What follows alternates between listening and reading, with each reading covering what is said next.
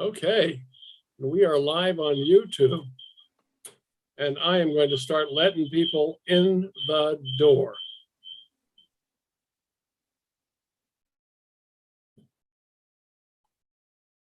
Okay. So good evening, everyone. This is the Montgomery County Renters Alliance Building Community Celebration. Welcome to all. I'm about ready to prepare for the toast. So I'm going to open up my bottle of Veuve Clicquot, which is a very fancy champagne, which I got on a discount. Oh, there we go. And I have a couple of guests here who are going to enjoy this because they heard I had this bottle, so they came down. Yeah.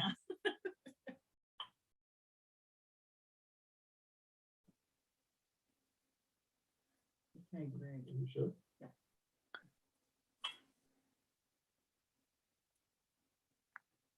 Yep. Okay. And I'm going to do mine right now. Whoop. Off you go. Back to cheers. Cheers. Cheers.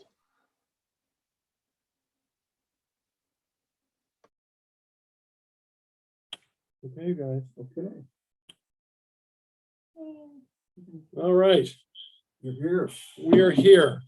So good evening, everyone. The way this is going to work is we're just going to keep doing toast after toast to the Honorable Brian Frosh when he comes, our Attorney General. As you can imagine, he's working right up through this moment.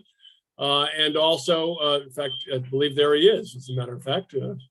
And then we will go through and we're expecting the county executive and Congressman Jamie Raskin and Delegate Vaughn Stewart and Delegate Janelle Wilkins and Council President Gabe Albornoz and all kinds of folks. You know, we knew this was going to be a great party, but as soon as people heard about it, they started knocking on the door. So we got more toasts than we could handle, but we know that the Attorney General deserves all of them. And so do all of you, and so do all of the tenants that we've been working to support and who've been working for their neighbors and friends. So with that, I'm going to turn it over to the chair of the board of directors of the Montgomery County Renters Alliance. Those of you who are not going to be giving toasts in this panel thing, but are joining us as attendees, please put your toasts in the chat. We'd love to read them and we'll share them as we go. I see a Laura Charkoudian delegate who is also joining us. She's not joining on the panel, but I want to make sure she's recognized. I know she's having a cocktail and toasting the Attorney General and all of us as well. And there'll be others dropping in as we go. But as I say, let's keep it moving and try not to drink too fast and choose the beverage of your choice. And let's have some fun. So William Roberts, our board chair. Will? Well, thanks so much, Matt, and so great to be with everyone tonight, and especially to be here for the occasion both of celebrating what we as a renter community in Montgomery County have been working on over this year, and also celebrating our champion and friend, Attorney General Brian Frosh. You know, this, as we were saying before we came on today, who among us could have imagined that we'd be doing another building community celebration virtually?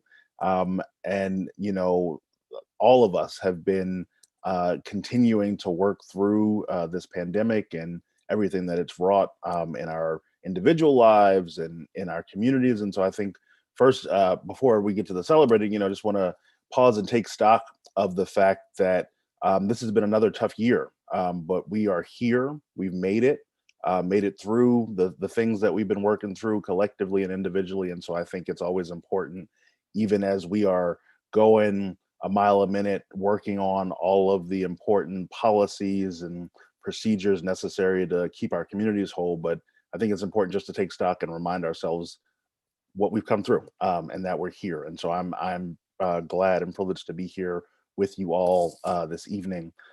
You know, I'm so proud to be not just the chair of the Renters Alliance, but a member of this renter community. And it really is that, you know, we have worked together and banded together to make sure that we are at the forefront as the Renters Alliance and as tenants organizations around the county at the forefront of the policy fight to protect renters across the state and in the county as we've continued to face again, you know, what COVID has put in front of us. And We have been, you'll hear from folks, I'm sure, who will talk about winning some of the successful fights at the county level to make sure that strong renter protections remained in place. We know that that was a fight that needed to be won, and we won it because of so many of the people here.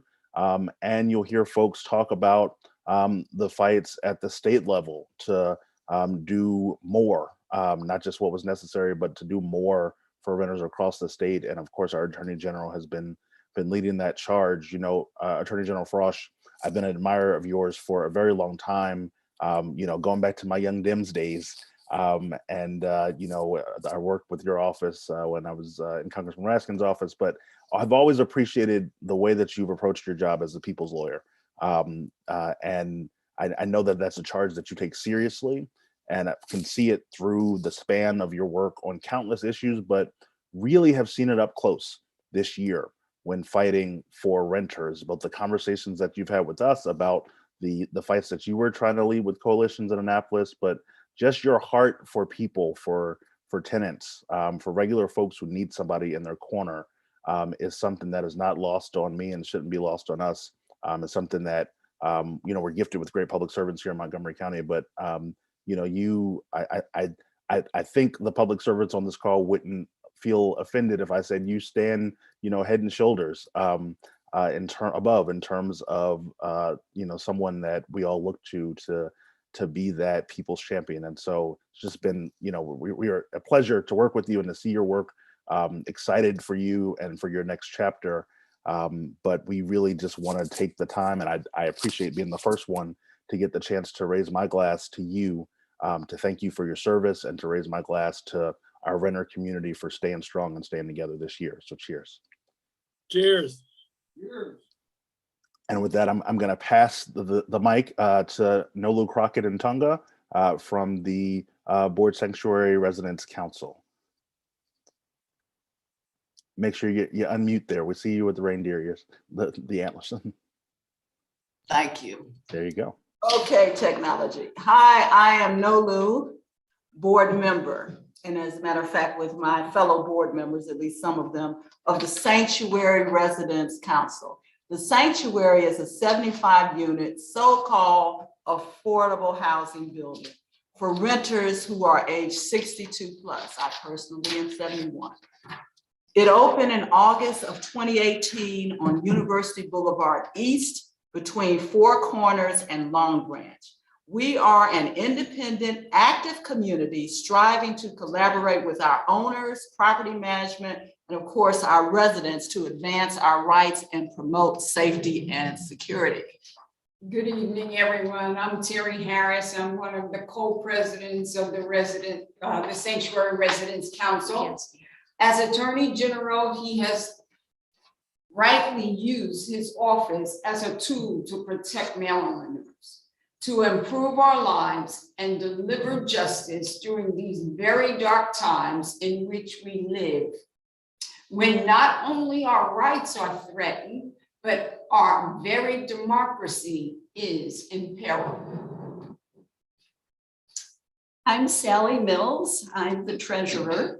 The secretary. Sorry about that. And don't I wish. Anyway, as Brian retires from his role as Attorney General, we know he is one who, like us, will never actually retire, but will continue working for justice and giving back to the community. We expect him to keep fighting for justice, and we invite his input over here at the sanctuary, where we continue to strive on behalf of our residents. Hello, Brian. How you doing? I'm Ferguson. I'm one of the vice presidents of the sanctuary. As you, we like to believe the word of culture, anthropology of Margaret Mead, never doubt that the small group of thoughtful, concerning citizens can change the world. Indeed, it is only things that ever has. Hello, and Merry Christmas and Happy Holidays to everyone. My name is Brandy Barton Smith, and I am a board member here at the Residents Council of the Sanctuary. It is an honor and privilege to offer this toast in recognition of Attorney General Brian Frosh, who is, by the way, a Libra like me, only his birthday was one day before mine. So happy belated Libra. Brian, throughout his illustrious career, has proven to be a true man of the people. Time and again, his work consistently shows understanding and concern for ordinary people, like us, like all of us, right? And the most vulnerable among us. Truly, he is a people's lawyer. Congratulations and thank you for everything, Brian.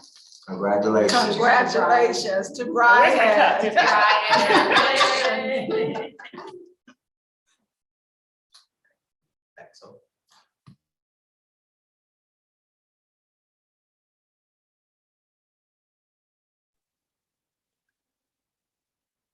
And Matt, I'm gonna kick it to you to call an audible unless our friend and colleague.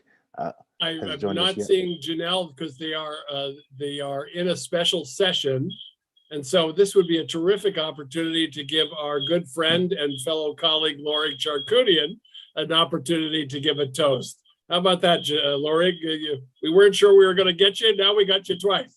You got me. Oh, you got me twice. Well, okay. A politician never turns down an opportunity to speak, even if unexpected. Isn't that right, Mr. Frosh?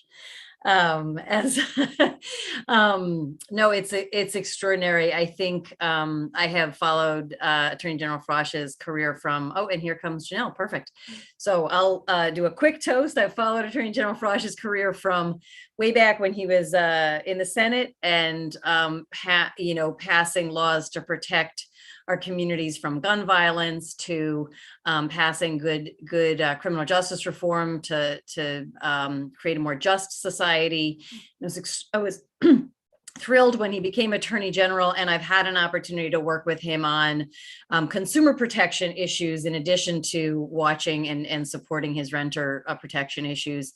So on consumer protections, on environmental issues, he is so well-rounded, protecting vulnerable communities, protecting everyday people in every way he possibly can. And I just want to add that has involved not only really good legal strategy, but also really creative thinking about how do we take everything at our disposal and use it to protect the most vulnerable, the folks who have the least voice, and everyday people in our society. So cheers, thank you. You've been extraordinary to work with, and I know we'll continue to work with you in many ways going forward. Folks, don't forget to say cheers, because I've got this Veuve Clicquot that I intend to finish by the end of the night. And if you don't prompt me, it won't happen. And with that, we will also now do a twofer. We've got our board member and renter champion with us, Delegate Janelle Wilkins. Welcome, Janelle. Hi, everyone. Good evening. Happy Friday. I wanted to hop on and just send my well wishes to our renter community. We have a lot to be proud of. Renters, we have really pushed through, especially in the last 2 years, to even through a pandemic, make sure that we made our voices heard, told our stories, and demanded better protections, demanded more stable housing, and just ensured that we were at the table on the decisions that impacted us. And as a result, in the House of Delegates where I serve, we went further than we've ever went when it comes to advancing renters' rights. We have a lot more to do, and we have to stay engaged, but we should be proud of the conversations and the progress that has happened so far. So I want to raise my glass to our renter community, but also to Attorney General Brian Frosh. Tonight, this is sparkling water, but perhaps later on in the evening, I'll switch it out for something else. But while we raise our glasses, I would like to thank Attorney General Brian Frosh for putting together the Access to Justice Task Force, for bringing forward legislation, for using his pulpit and his platform of all of the issues that he could lead on. He really ensured that renters' rights was at the forefront. And for that, I am eternally grateful. Attorney General, for all of your work, for all of your leadership on this issue. And I want to wish you and your family well and give many thanks. So here to our renter community and to our Attorney General. Thank you, everyone. Ooh, this champagne is fabulous. We are missing Vicki Price from the Charterhouse Tenants Association. She's having some tech problems.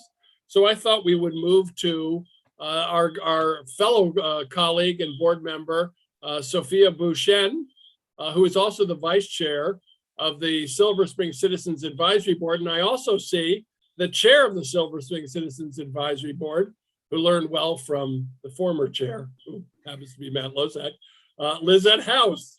So both of you, Sophia, share the stage with your colleague. Sure. Good evening, everyone. My name is Sophia Bouchen. Of course, thank you for the introduction, Matt. I wanted to address the panelists, elected official, Attorney General Brian, and my fellow Renter Alliance staff and board members. And on this Renter Alliance annual community celebration, I would like to honor and acknowledge renter community for continuing to endure the challenge of the COVID-19. And the Renter Alliance is always there for you to support, listen to your concern, and amplify your voice. And also, I wanted to acknowledge the elected officials. Thank you for your dedication and appreciate your hard work to restore our economy and rebuild our community during these hard times. And your hard work and dedication does not go unnoticed. And also, I am very grateful and thank you so much, Attorney General Brian, for protecting our renters. We are very, very grateful. Finally, I would like to acknowledge my fellow Montgomery County Renter Alliance staff and board of directors for your hard work and for allowing me to have this experience, because I am able to be more active in the community, especially, and also because the Ethiopian community, and making sure that my community got the resources they need. And I'm able to advocate for some of the individual who would not be able to get this resources. So thank you for that. And happy Christmas. Merry Christmas. Thank Cheers. you. Lizette, you want to say something? Of course. Thank you, Matt, for the introduction. That, of course, makes you sound far better than me. Always appreciate that kindness. I just want to take a moment and thank everyone here on this call, all of our elected officials for all of their work for us renters, and to Matt, legitimately, and his board for all of their work, knocking down doors and making sure that all of our renters' voices are heard, with not just these elected officials, but making sure that my fellow renters know that they have a voice and they are exceptionally important to the community. So I raise a glass to the Renters Alliance.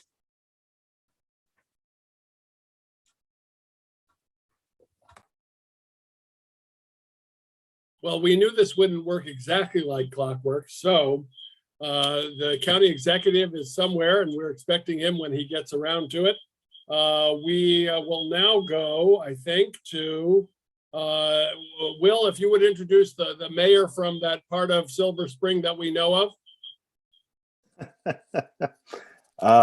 So I'm happy to introduce my friend and a real champion for renters across the county, not just in Tacoma Park, but our friend Kate Stewart, who we're always happy to have with us. Give the floor to you. Great. Thank you, Will, so much. And I'm glad to be here tonight. And one of the reasons that I'm glad to be here tonight to celebrate and salute the Renters Alliance is because you always put the renters, people, front and center, and we see that this evening. So often when we're talking about housing issues, renting, and the policies, we get lost in a lot of rhetoric, a lot of talk about what is affordability, but to make that real and to understand what we need to be doing and why we do the work we do, we need to make sure that the people who are most impacted are front and center. So I salute the Renters Alliance for always doing that, and thank you very much. And I think it's very fitting tonight that we also salute Attorney General Frosh, because he embodies that very much. So anytime that I have heard Brian talk about the work he's doing, it is always about the people.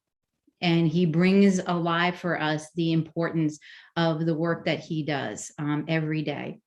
And I think, every time that I've heard Brian speak, I come away with it with a deeper understanding of the importance of the Attorney General's office, and what happens to people when we need to make sure that they're not being pried upon on people. I think, Brian, one of the stories that always stuck in my head is the work that you did, your office did, where people were being scammed by moving companies.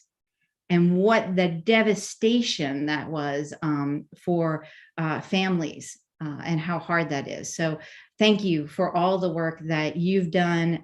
Thank you to the Renters Alliance and to everyone who's joined tonight. It is a real privilege to be with you all this evening. So thank you and congratulations. Thanks, Kate. I almost forgot. Here we go. And then I get to introduce the next speaker.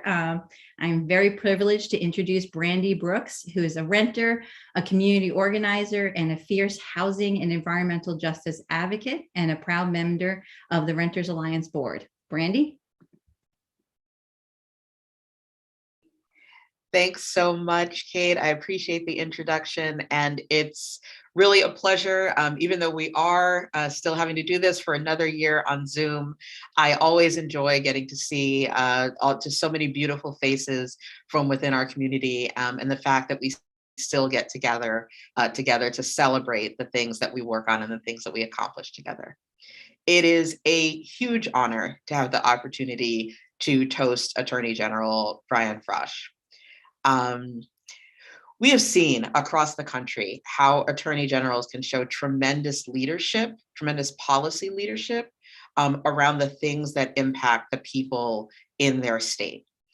And it meant so much to me as someone who's passionate about housing justice, as a renter here in Maryland and here in Montgomery County, to have my attorney general choose to take leadership around how we ensure that the way that we are dealing with response and recovery to COVID is actually providing people access to justice. I deeply appreciate that you took the leadership to convene that panel, to make such powerful recommendations, and to strongly and passionately advocate for legislation to make sure that we were protecting the people of our state. We didn't get as much done as we needed to in this year, but your leadership has set a template for the way that attorney generals who come after you need to be leading, as someone else called you, as lawyers for the people who really deeply care about the people of our state. Thank you. I'm so grateful to you for all of your service. I definitely want to raise a glass to our Attorney General, Brian Frosh, as he makes his transition to the next part of how you will serve and enjoy your time in our community. So cheers. And I also, as a number of folks have done here, want to acknowledge just the power and strength of our renter community. Tenant organizing, renter organizing isn't just about organizing people who will advocate on our behalf. It's about making sure that we organize so we can speak with our own voices about the things we need. There are so many amazing renter advocates who are here on the call, and it's my pleasure to introduce the next toaster, Vanessa Sanchez, a fellow renter here in Montgomery County. Vanessa? Okay, sorry. Good evening, everyone. My name is Vanessa Sanchez. Here's my husband, Jose. We are new to Rental Alliance. Know about this such a wonderful organization.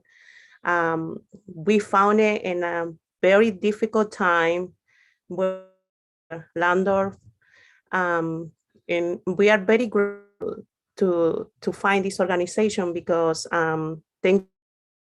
now we are land working with us, and so I just want to raise my cheer and to all his Mr. Losak's support and advocacy. I think it's very important that this organization exists. Thank you so much. Bienvenido.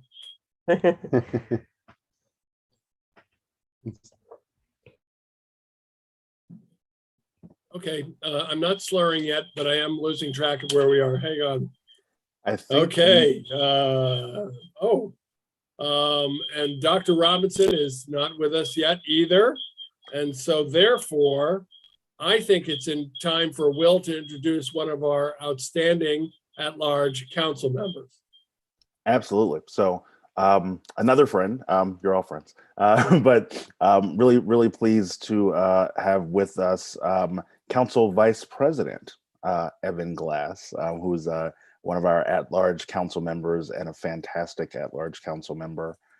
At-large council member in the truest sense. I see him up here, up county in Clarksburg, where I am. I know folks see him down county and all around. And so, Evan, we really appreciate you covering all corners of the county, but we also appreciate your advocacy on housing issues. Evan is the council's lead for homelessness prevention and has been doing stellar work during this term, but has also been a really strong tenant advocate. And so we're happy to have you with us tonight, Mr. Council Vice President, and I will turn the floor to you.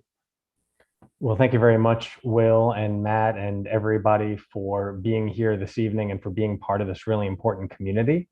And as Will shared, for the last 3 years since joining the council, one of my roles has been as the point person on issues related to homelessness. And little did any of us know how important that was going to be, especially during a pandemic, recognizing that the most important and safest place to be during a health scare is safely in one's home. And that is why I've been doing everything I can, along with all of our partners at the council and in county government and our nonprofit partners as well, to make sure that people were safely in their home. And that's why back in the spring of 2020, 20 months ago or so, when I saw many of you and many of our neighbors contacting me about need for unemployment help, need for food, and worried about how they were going to pay their rent, I introduced the first special appropriation for rental assistance. And at the time, it was a very modest $2 million. And during that time, since the spring of 2020, that $2 million has grown to more than $100 million. Not all because of the county, but because of President Biden and congressional Democrats. So I'd like to raise a glass for them because they were real game changers in this effort. Thank you, President Biden. And then I'll just share with you one other thing that I did during the pandemic as well. I passed the Housing Justice Act. And the Housing Justice Act might seem like a modest step. It is legislation that actually strengthens Montgomery County's housing discrimination laws. And it ratifies or reemphasizes our commitment to racial equity and social justice. And the law limits inquiries into certain types of arrests and convictions, mostly related to being homeless. That if somebody was arrested because they were homeless, that could actually be used against them while they're trying to find stable housing. So we've banned that here in Montgomery County, and we've also increased the transparency during the credit check process, so that nobody can be dinged or denied housing because of certain past inactions. And I think that's really important to make sure that we increase access to housing, and then once people are safely housed, that they can stay in their homes safely. And so thank you all for the work that you do. This glass will raise this glass, and this glass is always full. But I I've want to heard raise that one before. hey, I'm stuck with it for my life. But Attorney General Frosh, I also want to commend and applaud you for being a fierce defender of renter rights and consumer rights, which go hand in hand. And so thank you for your long tenure here in Montgomery County and across the state of Maryland. Cheers. Thank you, Councilmember Glass. Looks like our county executive has joined us. Like the rest of us, he's probably exhausted from having been up at 5:30 in the morning to attend a committee for Montgomery breakfast, which we all did. That's why I'm a little punchy. Not only that, because of the champagne, but I'm going to go back to our board member and the vice chair of the Silver Spring Citizens Advisory Board, Sophia Bouchen, who is scheduled to there it is. I guess the champagne's working. To introduce our county executive, if you're ready, Mr. Elrich. I'm ready. Okay. Hello. Okay. Welcome. It's my honor and most privilege to introduce you, our esteemed Montgomery County, our county executive, Mark Arledge. Hi, everybody. I'm driving, so I'm not putting on my camera because I don't want to be tempted to try to get myself in focus while I'm driving a car. I figure that's a bit And the too Attorney much. General could actually arrest you, I believe. That's possible. I don't know if focusing yourself in a Zoom is the same thing as making a phone call, but I don't want to find out either. So when I get a chance, I think I'll when I get off this road, I'll maybe switch on the video and park someplace. But I just, a couple of things I wanted to say. First of all, Brian, you're seriously going to be missed. I don't think we've ever had an AG with the breadth of the palette that you worked with for the residents of Maryland. And you had a distinguished career. I mean, as a senator, and then you went on to being our attorney general. And I think it's been really, really remarkable. We've had good attorney generals, but I felt like the work you did was over and beyond and touched so many different things. From a willingness to take on, the White House to deal with the opioid crisis and make sure we got fair settlements, to deal with Jared Kushner. You've been there for everybody. And, last time I actually had a long conversation with you, I tried diligently to persuade you not to do what you ultimately did. But I did that because of just a real deep belief that you made an enormous difference and that you're going to be missed. And I still feel that way. You've always been a good friend. But, as a human being fighting for other human beings, you're really exemplary. And it's, meant a lot to me to have a friendship, but it's really been so gratifying to see somebody in your position taking on the fights that need to be taken on. I think it's made Maryland a better place. And I think you've got a lot to be proud of. So I just wanted to let you know that, and just say publicly how much I appreciate everything that you've done in your career. And I hope that we get to tap your energy into something, voluntary, of course, because I don't want you to have to do a 9-to-5 job again or a 9-to-9 job again, but that you find ways to continue to be involved in the community once you retire, because your voice, I think, is really important. On other matters of housing, I just want to tell people, and we're going to need your help, because we put out a missive that had, or the Washington Post did a story that had a major wrong component. The Post reported that we were ending our rental relief program at the end of the month. That's not true.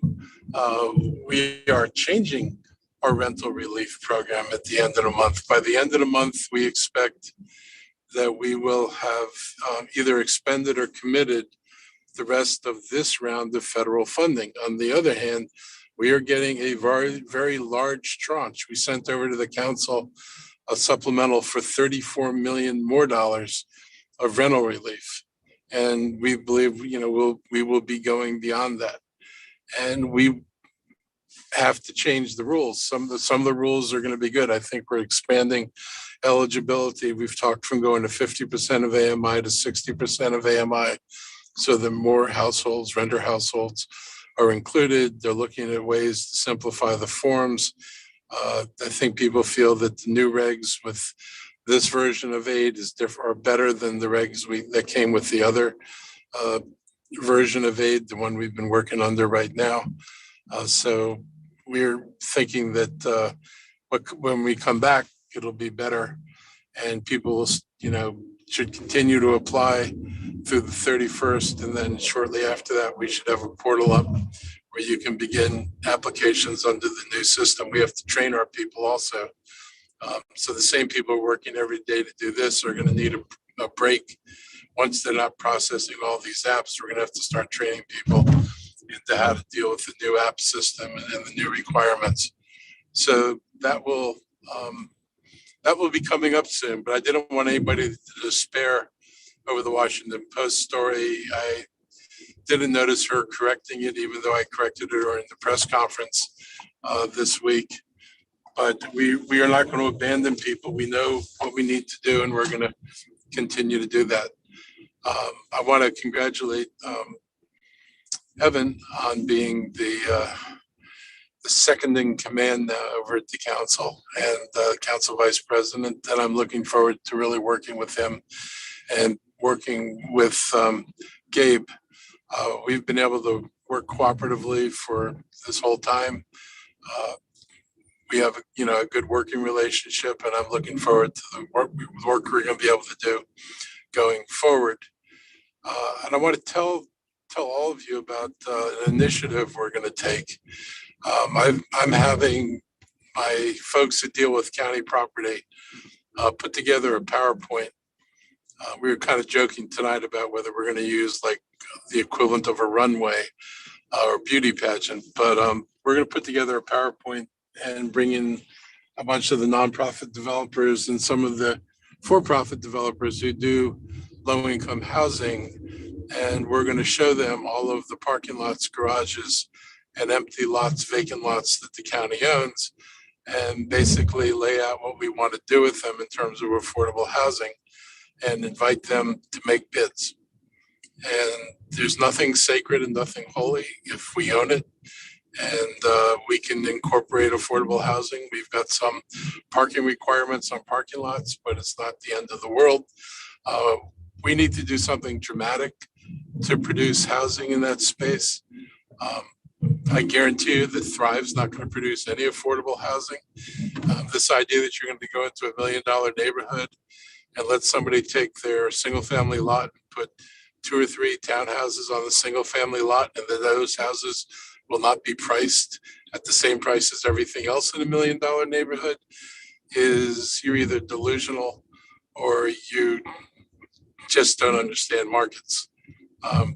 But the market's going to make sure that whatever gets built fits the market, and you're not going to get anything affordable. If we're going to do affordable housing, we have to attach an intentionality to it. And after kind of like an endless frustration with how we get to a point we can do something, our asset is land. We've got a bunch of it. We can produce probably a substantial number of units. Not going to solve the problem, but it should make a dent in the problem. And we have more control over our property than we do over anybody else's property. So if we want higher levels of affordability, if we want to do what we're doing up in Randolph Road and Veers Mill Road, where everything in that development is going to be affordable at 75% of AMI or less, down to 30% of AMI. The only way we're going to be able to do projects like that really is if we take them on ourselves. So I'm looking forward to doing that. And I'm looking forward to working with all of you in terms of trying to both provide more housing, but gain more renters' rights. We're going to continue to support just cause eviction legislation. I wish we could do this at the county level without having to go through the state. That started back in Tacoma Park when I was on the council there. And we've never been able to get the authority to do this, but hopefully one day the state legislature will give us the authority to do this. And Delegate we'll work Wilkins with you does have on, a bill that this time. yes, To make that and I will happen, be back. we hope. And I will be back there again to testify for it. So we're going to keep working on trying to solve these problems in real time. And I just want to thank you all for what you do to keep tenants informed and to support tenants' rights and to give them a more powerful voice in the community. I started out when I kind of got my sea legs in Montgomery County, doing tenant organizing in about 1980 or 81. So I appreciate the work that's done to educate people and make them aware of what rights they have and how they should be treated, and that they actually have a right to be in a decent house at a decent rent. And maybe even someday with the new election, we could elect enough council members that would support rent stabilization in Montgomery County, so we could prevent the loss of future affordable housing. So Well, there's a we're lot with you, to do. Mark. Well, we remember that you were with us in helping form the tenants work group. We haven't forgotten all that you've done. And we're particularly up till now very appreciative that you're going to work with us to help correct the mistake we saw in the Washington Post. But we are very honored and privileged to work in collaboration with your administration to help renters understand their rights, to guide them to the resources that are available, and to be partners with you and with the Department of Housing and Community Affairs. So I'm believing that you're ready to toast. So I'm shaking already and needing to raise my glass. Is it time? County Executive, are we ready to toast? We are ready to toast. All right, well, don't drink and drive, but I hope you're drinking coffee. I don't have a drink in my car, not even a bottle of water. Yeah, that's what they all say.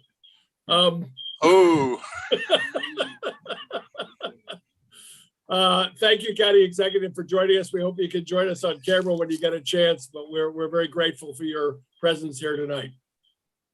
Absolutely. Thank you. Absolutely. Thanks so much, County Executive Elrich. So now I'm going to turn to another great friend of the Renters Alliance as we're winding up to the main event, and Attorney General Frosh. Want to introduce my friend, at-large council member Will Jawando, who folks know, or hopefully, if you don't know by now, is a huge champion of renters on the council. We've been so gratified to work with you, Councilmember Jawando, over these past 2 years, but also pre-COVID. We cannot forget that there were lots of fights to be fought on behalf of tenants pre-COVID, and you were right there and have remained so at the front lines. And during the pandemic, we just so appreciate your work, both fighting for the emergency stabilization, fighting for protections that were necessary for renters in the face of this public health crisis. Fighting a fight that, frankly, we all thought shouldn't have been so hard to fight. But we're glad that we were able to win it with you, and so just really can't say enough about your leadership. And I hope that tenants across the county appreciate it. And for those of us here, tenant representatives, I hope that you let folks know that the protections that that folks are able to enjoy feels like the wrong word in the midst of a crisis, but the protections that folks have been afforded here at the county level, we had to fight for. It's a reminder also that the fight for renters' rights is sort of ongoing, but we really appreciate having a champion on our corner like Will Jawando. So I'm going to turn it over to you, Councilmember Jawando, to make some comments. Thank you, Will, and to Matt and to the whole Renters Alliance family, all the renters. I do have to give special shout out to the sanctuary residents who have the best costumes. I'm sure it's been mentioned. The antlers are awesome. And good to see you. And folks, there you go. Folks from Charter House, I think, are on. I see, of course, to my colleagues that were here and all my colleagues in the legislature, and to Congressman Raskin and the county executive, and of course to Attorney General Frosh, I'll get to in a second. But it's been an honor to fight on behalf of tenants, and thank you all for what you do. There's a lot while it's been a tough year and a tough couple of years, there is a lot to celebrate. I think we have, for the first time in our county, we were able to pass a form of rent stabilization for an extended period of time that protects all renters. That's progress, right? We need to, I see Mayor Kate Stewart on here. They've been doing it a lot longer, and the sky has not fallen. The markets have not crashed. People are protected, and it's a very modest form that caps rents at the voluntary guidelines based on inflation. It's 1.4% last year, 2.6 this year, and it'll be something different next year. That protection will last through May in a compromise. And then 90 days after that, because there has to be a 90-day notice of a rent increase. I think it's progress that we've been able to do that. And I hope that we can continue to protect renters in a whole myriad of ways and to support them. We also prohibited the late accrual of late fees during that same period. So please keep sharing the news. Attorney General Frosh will tell you, and any good lawyer will tell you, a right is only as good as if it's asserted, and it has to be protected, and it has to be asserted, and then those who are meant to enforce that right have to do it. And there are many people who I know are facing rent increases right now that don't know that this protection's in place. So it's on us to continue to get that out there. And we got to pass just cause eviction in Annapolis, absolutely. And I know Delegate Wilkins and Laura and Vaughn Stewart and the whole team will make sure that happens, and we'll be there to testify and support it and implement it as soon as we have the authority. So I want to thank you all for all the work that you all are doing to organize. Many of you know I grew up as a low-income renter in Long Branch on a poorly maintained apartment, and I know what it is to not know when the heat's going to turn on or if you're going to get something fixed. And we need to make sure that doesn't happen to any resident in Montgomery County. And that's what this organization is about, to give safe, quality, affordable, habitable housing to every resident. That's a human right. And that's what you all are fighting for. So I'm in that fight with you, and I appreciate the partnership. I want to turn to my good friend, Attorney General Brian Frosh, and just say thank you for all that you have done, sir, in defense of so many. I'm sure Congressman Raskin will talk about the litany of things you did in the Senate prior to even becoming Attorney General, guaranteeing tuition and fees be paid for foster students. Go down the list of things that you've done, but there's a long list and there's a through line through them all. They've been standing up for people who needed someone to stand up for them. It's been fighting for those whose voices have not been heard. It's protecting everyone's right, but with an eye towards the most vulnerable and the most marginalized. And I think that's what any good lawyer should do. I have a quote in my office in Rockville from Charles Hamilton Houston, who was Thurgood Marshall's law professor at Howard and used to be the dean of Howard Law School. And he has a quote: "A lawyer is either a social engineer or a parasite on society." And to you, sir, you are a social engineer. So I want to toast you and say thank you for your service. And I look forward to relaxing with you. This is orange juice, but we can get something else at a different time. So thank you. Cheers. I'm glad he made the right choice on which you were, Attorney General Frosh. Absolutely. 50-50 chance. Much appreciated, Councilmember Jawando, and always appreciate those Houstonian quotes. Now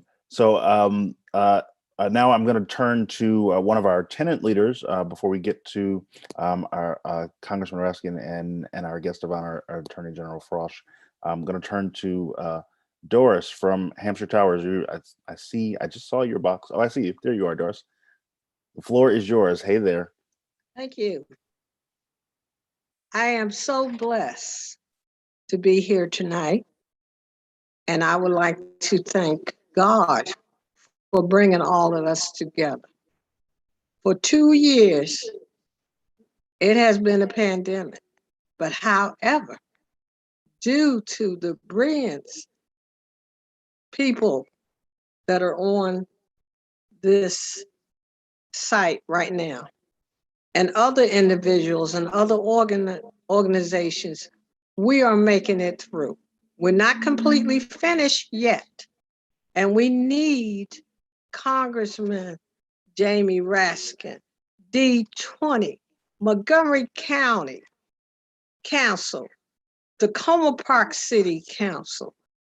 And we also need Matt and the Renters Alliance, the Department of Health, and also the different mayors of the different cities came on the different weekly. We started, Matt, do you remember? You started weekly.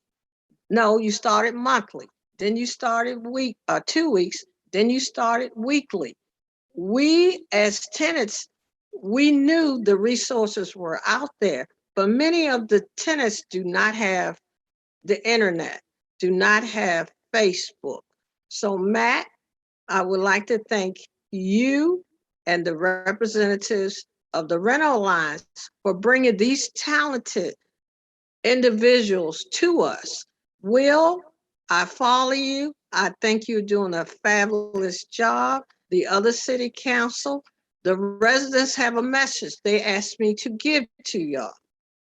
The little things that they asked for, you gave. Sure, we're not finished. Rental assistant, where an individual lost hours from their job or got fired from their job. Thank you so much. Food insecurity. Mark, if you can still hear me, Montgomery County used to have food delivered monthly to the residents. However, Trump cut that, and we won't go there, okay? But however, small things matter. Delivers food.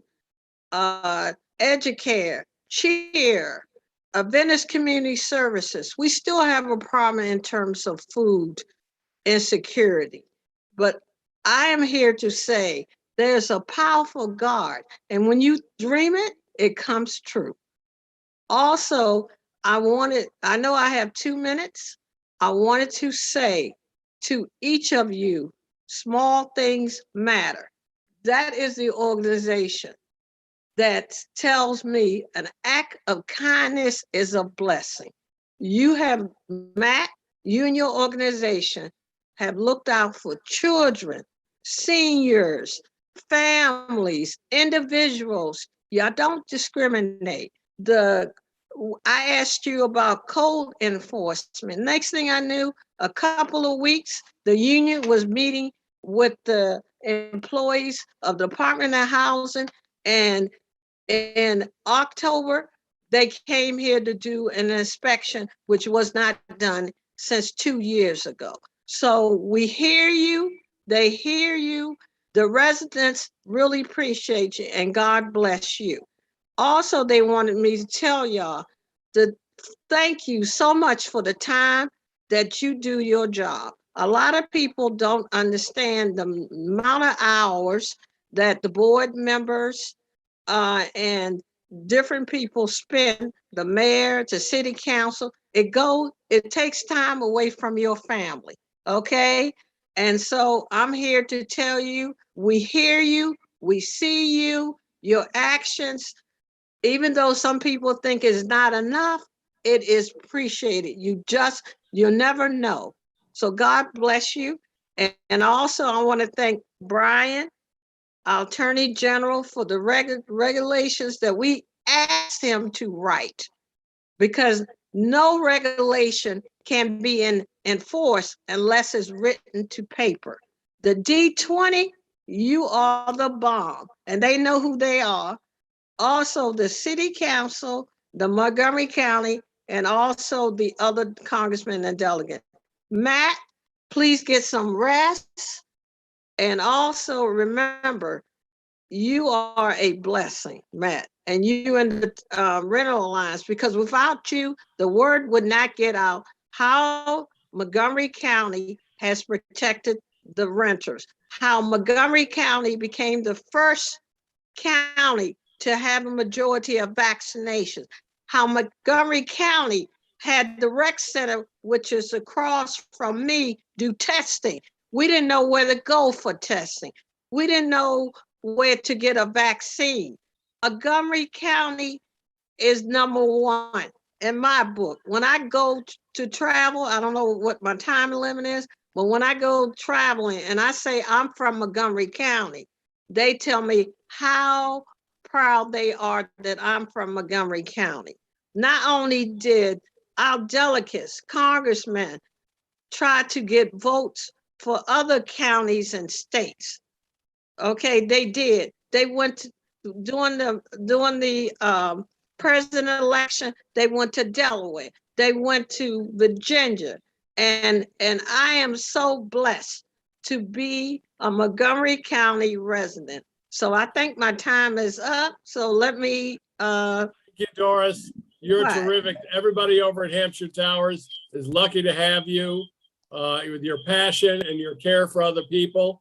But as I've been saying to everybody, from the Attorney General to the County Executive, I can't wait to toast again. So here's my champagne. I And we're wanted to- toasting you too. Okay, and I wanted to toast to Brian for being a wonderful Attorney General. And for Thank you. Yes. So Thank happy you. holidays to everybody. Thank you so Cheers. much. Thank you so much, Doris, and cheers to you. Thanks so much for those encouraging words. I'm energized. I don't know about you all, but thank you so much, Doris. That hit me right where it needed to. So now I'm going to turn to sort of our penultimate speaker, who is no stranger to anybody here. Lots of politicians always call constituents their friends, and lots of constituents say, this elected official and that elected official is my friend. I can tell you from personal experience that every constituent in Maryland's 8th Congressional District is Jamie Raskin's friend. I know this because I spent some years as his legislative director and chief counsel, and I would get phone calls and texts to my phone from constituents saying, "Hey, Will, we need Jamie to do this bill and that bill." And I can remember, Jamie, I don't know if you remember this story, but I remember coming in the office one day. So I don't remember the issue, but I said to Jamie on the way in, "Hey, I got a call from such and such about an issue." And Jamie said, "Oh yeah, I told them to call you." And I was like, "Well, I'm trying to keep track of all this." Jamie said, "Listen, they call me and they're going to call you. This is the job." And so, which I appreciated so much. So, you need no introduction, but I'll give it anyway. Congressman Raskin is a personal friend, as I mentioned, my former boss, and so appreciative of the time we spent together working together for the folks of Montgomery County and across your district. Learned so much from you. But you are really just a shining light up in DC, both focused on saving our very democracy, and all of the things that you are working on. Nobody knows how you do it. I can tell folks from being up close, I still don't know how he does it myself. We are so privileged to have you representing us, fighting for our values, both pre-COVID and certainly during this pandemic, standing in the gap as you have to fight to make sure that resources got to states who needed them, and communities like ours who needed them, making sure you were paying attention to food insecurity issues going on the ground in your district, other issues going on the ground while you were again battling for the soul of the nation and our democracy through all of the unpleasantness of the last year. And certainly, Jamie, I hope you don't mind me saying it on a personal note, knowing how difficult the last year was for you, man. You continue to be in all of our thoughts and prayers, certainly in my household. Michelle and I and Mackenzie continue to hold you dear. And so we're just so appreciative to have you representing us, and very appreciative to have your time tonight so that you can share some words, not just about renters and the work that you've been doing for so long, but some words about your dear friend, Brian Frosh. And so I'm gonna stop talking because nobody wants to hear from me. We want to hear from you. So let me turn the floor to our friend Jamie Raskin. Thank you, my dear Will Roberts. Thank you for all of your amazing work for us in the community. And I am always proud to brag to people that you are my legislative director and my chief counsel. So thanks for everything that you're doing. Matt Lozak, thank you for everything that you're doing. Vicky Price, you just appeared because you laughed, so you got the blue screen on there. So thank you. Doris, thank you for totally stealing my speech because I found it totally heartwarming, and I feel the same way about the people on this call and the people in our community as you do. So sending love to you, Doris, at Hampshire Towers, all of my friends at the Renters Alliance, Councilman Jawando, Charter House, the Sanctuary residents, the Sanctuary reindeer over there, our new president of the county council, Gabe Albernaz, the vice president, Evan Glass, I think Delegate Charkoudian, Mayor Stewart, all of you guys. The stars have come out for Attorney General Brian Frosh, and rightfully so. And I just got to tell you about how I got to know Brian Frosh and how he really became not just a beloved friend, but like a mentor to me, someone who taught me about what it means to be in public office. And people on this call especially will remember, if you've been around a while, back in 2006, when I was the longest of the long shots, the darkest of the dark horses running for the state Senate. You guys probably remember that race where my opponent, the incumbent, who'd been in office for 32 years, had all these huge signs out there at the apartment buildings and the condos put up by the landlords. And then we started to organize and go door to door in the buildings whenever we could get in the buildings, and meeting people at the Metro and meeting people at the farmers markets and stuff. And we started getting those little signs up in people's windows. So you saw these huge signs for Ida Rubin down on the ground. And then you started seeing those Raskin for Senate signs appearing up in people's windows. And I tell you, it just made my day every time I saw that. And, you know, Matt was one of the people who helped me map out a renter's strategy, because, you know, renters are like the hidden monster vote out there in every election if we can just get the tenants organized. And that's why, you know, I'm so into the Renters Alliance and what you guys are doing. But anyway, during that race, you know, I tried to call the state Senate president because Mike Miller, they were spending hundreds of thousands of dollars to defeat me. And we were running a very aggressive grassroots campaign. And he refused to meet me. You know, my favorite story about that race was the Washington Post had an article about it in which they quoted a pundit who said Raskin's chances of victory are considered impossible. And 9 months later, we got 67% of the vote. And they quoted another pundit who said Raskin's victory was inevitable. So we went from impossible to inevitable in 9 months, because the pundits are never wrong. I like to tell the young people that in politics, nothing's impossible, nothing's inevitable. It's only possible through the democratic arts of education and organizing and mobilizing people for change. But anyway, I got elected. I was the only person to beat an incumbent in the state that year. And I was very nervous about meeting Mike Miller. And so I went to my first Democratic caucus meeting, and I was seated across from this guy, Brian Frosh, who I had met maybe just one time, but everybody said, you got to meet Brian Frosh. You're going to love him. He's going to be your best friend. You got to meet Brian Frosh. But anyway, I don't know if Brian's going to remember this, but right before we got back into session then, and that would have been in January 2007, the state Senate president, Mike Miller, had been charged with assaulting a real estate developer in the Prince George's County Council. And there was like, you know, big headlines about how, you know, there was a violent altercation and he was being charged. But what do you know, the very morning when we were being sworn in and we were kicking off the new session, the charges were magically dropped. So he came walking into the Democratic caucus room, as he always did, like a lion, and he just looked like the lion of the Senate, you know, and everybody got up and started clapping. And so I got up and I started clapping, you know, there was like a standing ovation. And I thought to myself, wow, you get a standing ovation just when they drop the charges around here. And so Mike Miller got up and he said, oh, no, please sit down, sit down. He said, I'm really sorry that the name of the Senate was dragged into this nonsense, this fiction. He said, I never assaulted the complainant in that case. I just slugged the son of a bitch. And so everybody erupted into laughter. And I looked over at Brian Frosh like, oh my God, what have I gotten myself into? And he passed me a note. He said, let's have lunch. And he took me out for lunch that day.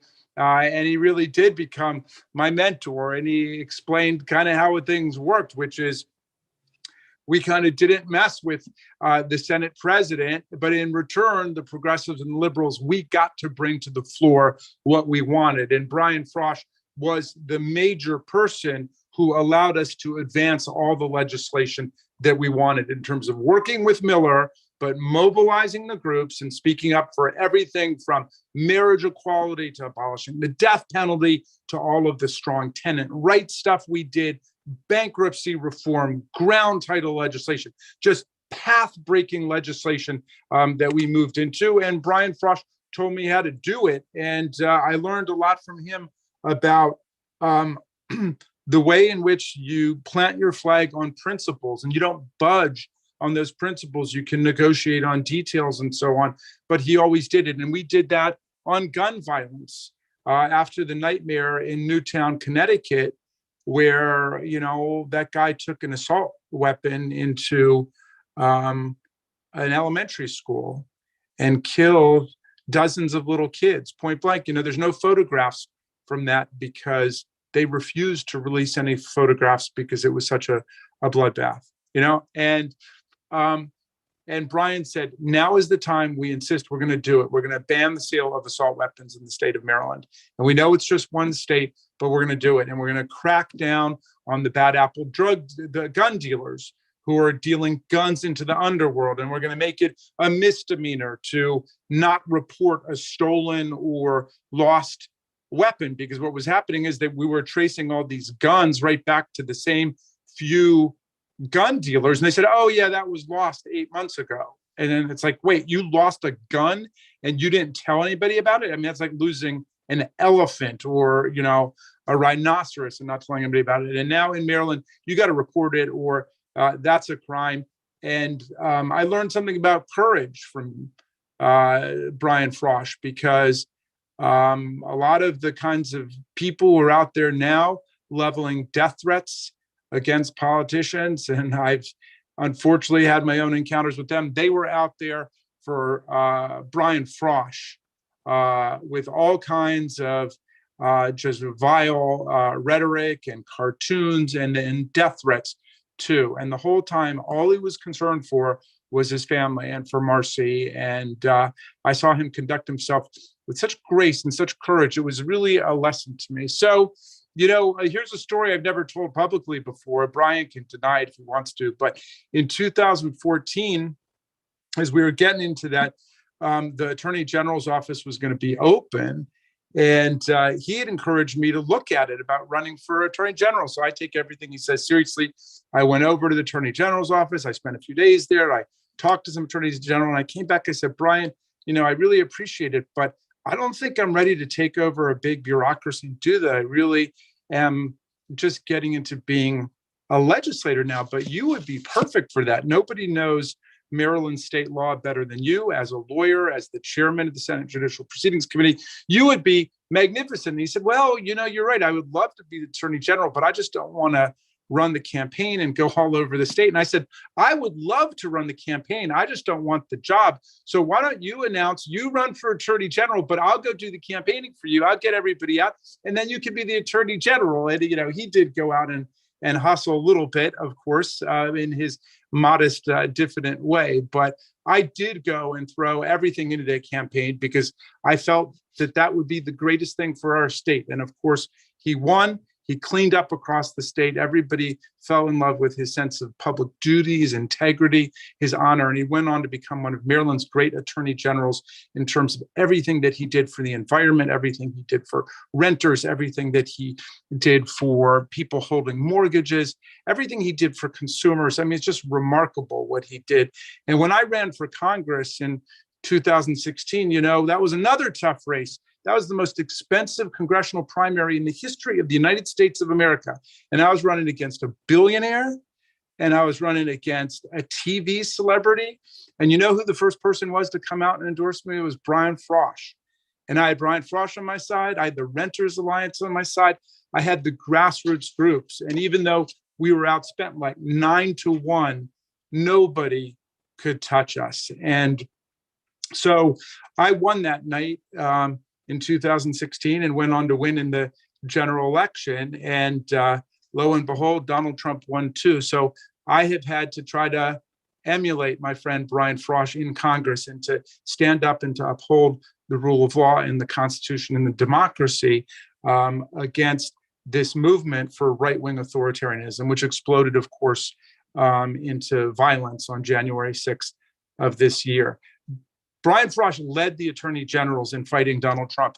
All of his assaults on workers' rights, on environmental rights, and his attempt to convert the presidency into an instrument of private money-making, which was the founder's nightmare, that people would get into public office and try to make money for themselves instead of trying to serve the public interest. And Brian, I was so proud of him.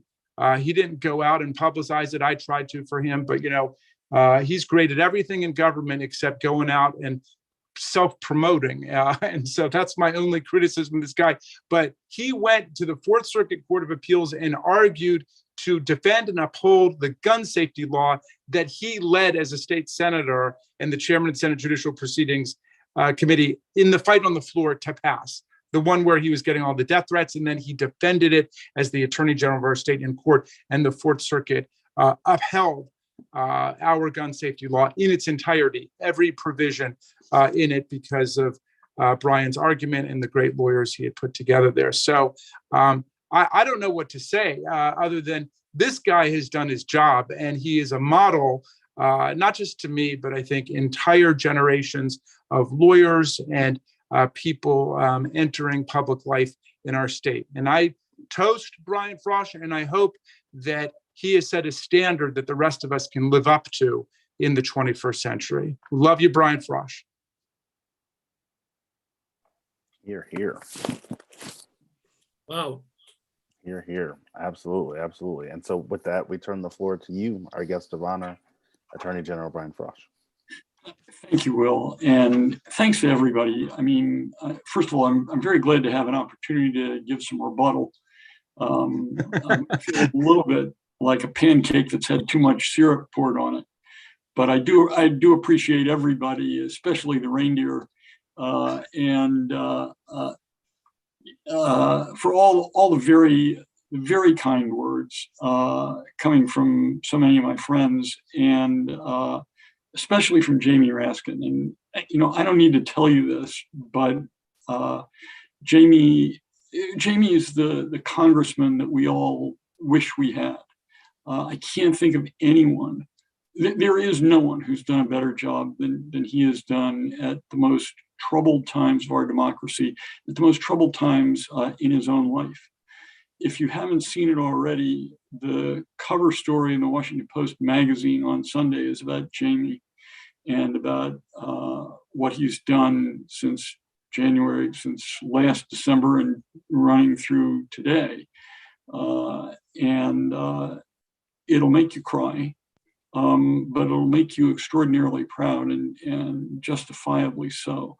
There is no better public servant in the United States of America than Jamie. I'm flattered that he thinks that I taught him something. The fact is that I learned so much from Jamie when we were in the Senate together and since, that it's made me a much better person and a much better public servant. And I thank God that you're down there, Jamie. Every single day, I'm so thankful that you represent me in the United States Congress. Thanks for the great work that you're doing. And thanks also, Laurie Charkutian and Janelle Wilkins were in Annapolis all this week, overriding Governor Hogan's vetoes of progressive legislation. Thank you guys for giving up your week. I know the legislature is not in session, but great job, and thanks very much. And thanks to all the Will Jawando and Evan Glass for the kind words, and Mark Elrich You're doing an outstanding job standing up for folks who need a strong county executive on their side. I really appreciate and admire it. And thanks to Matt Losak. Matt is a great voice for tenants. He's funny, he's pointed, he gets the message across, and he's unflappable and indefatigable. He just does not quit. So thanks for the great work that you've been doing, Matt. We really appreciate it. Kate Stewart, thanks for your great leadership in Tacoma Park. I just want to say I appreciate the thanks about the work that we did on access to justice last year, but we didn't finish it. We tried to put our eviction process in balance and failed. We made some important improvements, but tenants still don't have a right to counsel when they're faced with the loss of their homes. And we still have an eviction process that encourages, incentivizes landlords to file for eviction. We have a case, I think somebody mentioned, against Jared Kushner's management company. And their policy is they file for eviction on the 6th of the month. If they don't get your rent by 5 o'clock on the 5th, they're in court on the morning of the 6th, suing to throw you out of your home. They have tenants who pay the rent every month on the 10th. They get paid on the 8th or the 9th. They get the check to the landlord on the 10th. They take no notice of that. They sue them every damn month. And one of the reasons that happens is because, unlike other states, it's practically free to sue somebody for eviction in Maryland. It costs $15. That's all they got to post. And they get it back from the tenant when they sue them. They pile on attorney's fees, they pile on other costs, but they sue them every month because it's cheap. We're the third lowest in the United States. The average cost of filing an eviction suit is $115, $120. We're at 15. And as a result, we have more eviction filings than just about any other state. We have a 92.5% eviction filing rate. That means that for 100 units, there are 92.5 eviction filings every year. And contrast that to other states where the average is 6 to 7%. We're 15 times the national average. And it's a goddamn outrage. So, we had legislation last year that would raise the eviction filing fee to the national average. The House passed something, the Senate passed something. The Senate passed its bill too late to get it reconciled with the House. This year, we're getting a head start. We're going back in. We'll ask for a little bit less in the hopes that we get something significant. That we will put in the legislation that the landlord cannot pass the filing cost along to tenants. And we hope to raise a bundle of money doing that. $15 to $80 or $100. We'll raise a bunch of money, and we want to put that money into the Maryland Legal Services Corporation so they can represent people who need lawyers when they're about to lose their home, if they're about to lose their kids, if they can't get their unemployment check. And Larry Hogan's Department of Labor has stiffed hundreds of thousands of people on unemployment insurance. They are so incompetent and so feckless. They just don't care. They say, oh yeah, we're working on it. But the fact is, people are losing their homes because they're not getting their unemployment checks. They can't, having trouble putting food on the table because they're not getting their unemployment checks. So, if we can get legal aid on the job, if they represent a small fraction of folks who show up in rent court. And if we can raise that number by a significant amount, we can prevent a lot of evictions. The landlords aren't going to lose money. They're doing business all over the country and paying a lot more than $15 to file an eviction suit. So, I think we have a real opportunity this session. I know that we have the House and the Senate, the leaders there Senator Will Smith, Delegate Luke Clippinger, who were the chairs of the committees with jurisdiction, are all on board. And we need the tenants to make your voices heard in Annapolis this coming session. I think we can make real progress. So I thank you all very much for the very kind words that you've said about me. Much of it is totally untrue. I'm just doing my job. So I'm so lucky to be in a position where I can express my views and fight for the things that I think are important. And you all have enabled me to do that during my time in the General Assembly, during my time as Attorney General.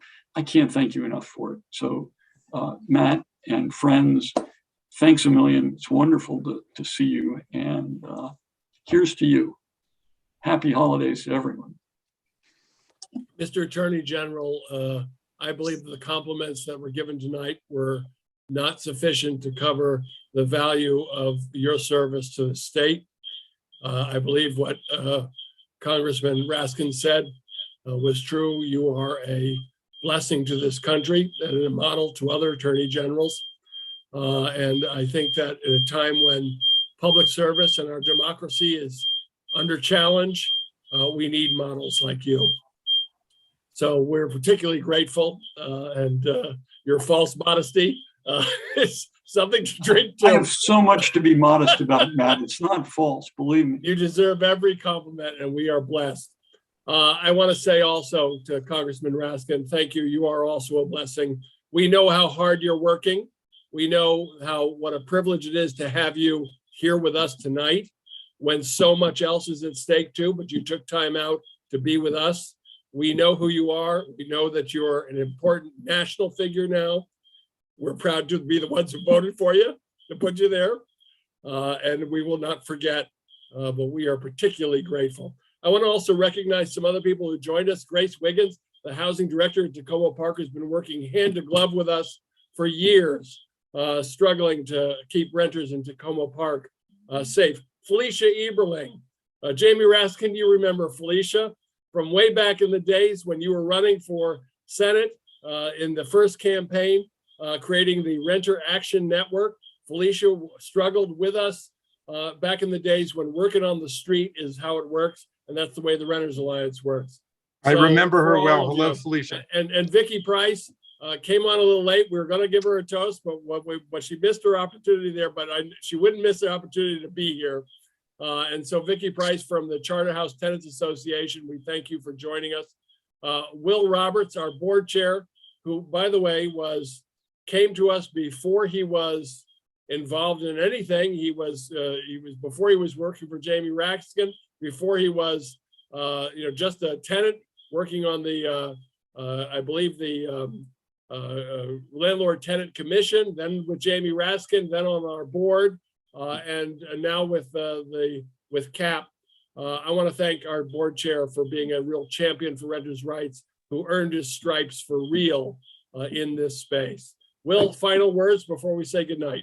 Thank you. Well, thank you, Matt, and thank you, everyone. I mean, there have been so many fantastic words, and so I won't try to recreate them. I just, end as we began in recognizing all of the fantastic work that went into this year and how critical it was, the life-saving work to wrap our arms around this renter community and this advocacy community, and the privilege that we've had to work with champions like all of you and champions like Congressman Raskin and Attorney General Frosh. And so as we continue these fights, as I mentioned, we are not at our destination yet, as so many people have said. There are more fight to go. And so I hope that as folks get to take some time during this holiday season, to reflect, refresh, pause, do what you need to do to refill your cup, and take care of yourselves, to steel yourselves for the next round of these fights, because there's more to come. No one knows what will happen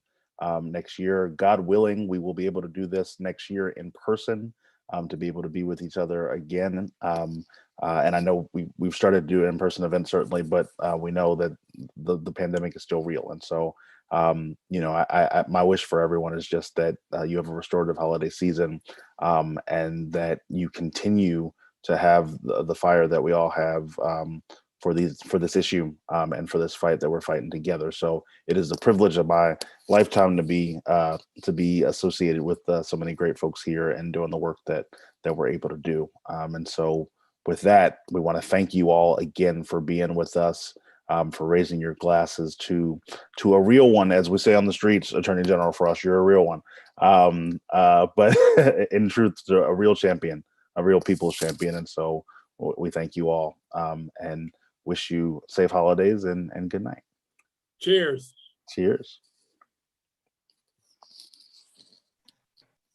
Happy holiday. Happy holidays, everyone. Whichever one you celebrate. That's right. That's right. Do we want to say anything? Good night. Good night. Good night. Good night. Sanctuary residents. Take care, everyone.